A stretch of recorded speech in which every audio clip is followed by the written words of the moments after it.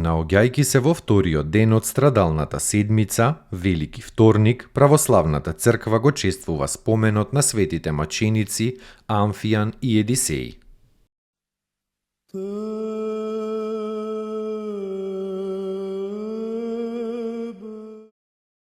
На светиот и Велики вторник правиме спомен на евангелската парабола за 10 девојки.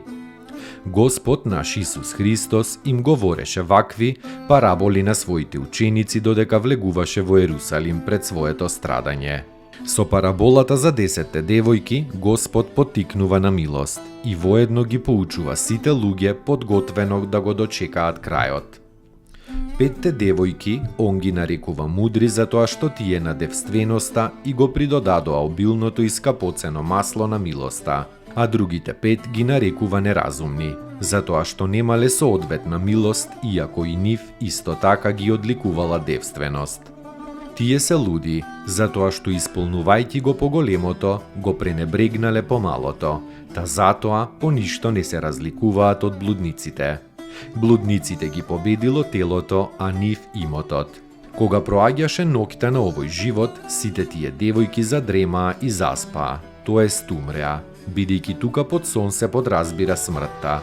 А среде нивниот сон, на полноќ настана викотница, се отворија вратите и оние кои што се беа снабдиле со изобилство масло, влегоа со женикот, а лудите, кои што не зедоа доволно масло, почнаа да бараат, тогаш кога се разбудија. Иако сакаа, мудрите не можеа да им дадат на неразумните, бидејќи беше време за самото влегување во брачните одаи, и затоа им одговорија: да не би да не ни стигне и нам и вам подобро одете кај продавачите, тоест кај сиромашните и купете. И покрај се лудите девојки кои што беа дошле без светлина, извикуваат удирајќи по вратата: Господару, Господару, отвори ни. Но самиот Господ го изговара оној страшен одговор: одете си, ви велам, не ве познавам. Како ќе го видите женикот кога го немате виното на милоста? Богоносните отци, значи ја ставиле оваа парабола, за да не поучат секогаш да бидеме будни и подготвени да го дочекаме вистинскиот женик, со добри дела и првенствено со милост, бидејќи не го знаеме ниту денот, ниту часот на крајот. Токму како што Јосиф со својот пример не учи да здобиеме целомудреност, а смоквата секогаш да донесуваме духовен плод. Кој ќе го исполни едното, дури и поголемото, а второто, особено милоста, ја заборави, тој нема да влезе со Христа во вечната починка, туку посрамен ќе се врати назад, бидејќи нема ништо посрамно и пожално од девственоста, која што е победена од страста кон богатството.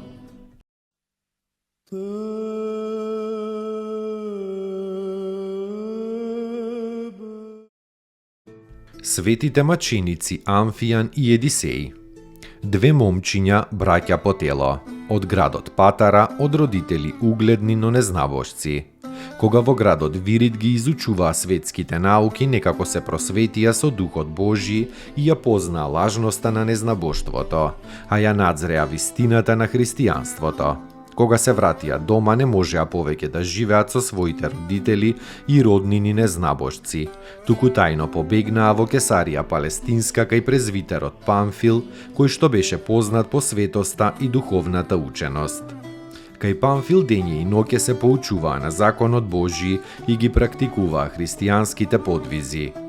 За Амфијан велат дека по тело бил стар 20 години, а според разумот и великодушноста 100 годишен. Кога настана гонењето во времето на Максимин, мнозина христијани побегнаа од градот и се сокрија. додека другите драговолно и радосно се предадоа во рацете на мачителите, за да пострадаат во името на оној кој самиот прв за нив пострада. Амфијан беше меѓу овие христијани. Дојде во незнабожичкиот храм бестрашно, а овде кнезот Урбан им принесуваше жртви на идолите. Амфијан го фати за раката со која кнезот ја држеше жртвата и му викна да отстапи од служење и жртвопринесување на мртвите идоли и да го познае вистинскиот Бог. Некои што ги слушаа овие зборови и ја видоа оваа храброст на Амфијан, се покајаа и ја примија Христовата вера. Но кнезот се разлути и го подложи Амфијан на маки. Меѓу другото, му ги обвиткаа нозете со памук и го запалија, а кога остана жив, го фрлија во морето со камен на вратот. Морето се возмути и го исфрли телото на светиот маченик. Едеси најпрво беше испратен во бакарните рудници во Палестина, а потоа го одведоа во Египет.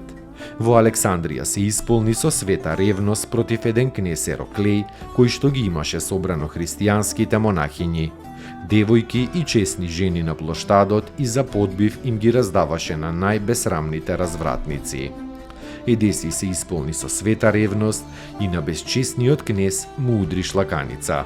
За ова тој, како и неговиот брат Амфијан, беше мачен и потопен во морето. Се жртвуваа за Христа како две невини јагниња околу 306 година.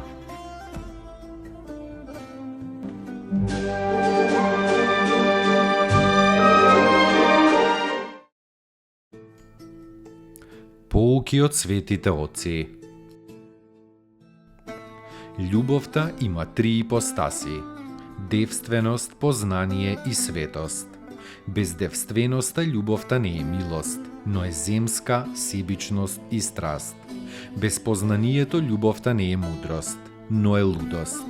Без светоста љубовта не е сила, но е слабост. Господи, удостој ме со љубовта, со која Ти живееш и живот даваш. Удостој ме со Твојата љубов и ќе бидам слободен од сите закони.